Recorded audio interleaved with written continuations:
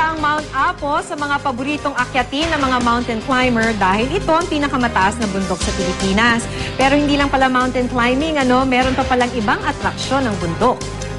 Ito ang Lake Agco. Yun ang tawag ng bagong atraksyon.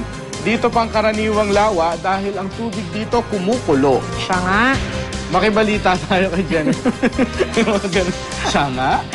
Makibalita tayo kay Jennifer Solis ng GMA Gensan.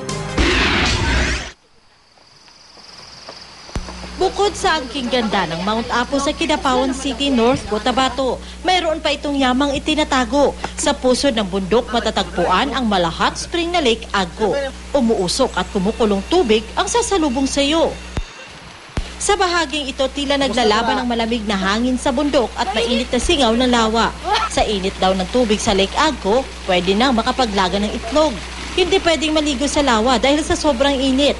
Pero para mag-enjoy ang mga bumibisita sa lawa, isang pool ang ginawa sa tabi nito kung saan pwedeng magtampisaw at mag-swimming sa tubig na may katamtamang init. So nice, so beautiful.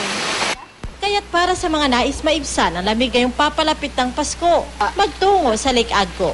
Jennifer Solis, Nagbabalita, Pilipinas.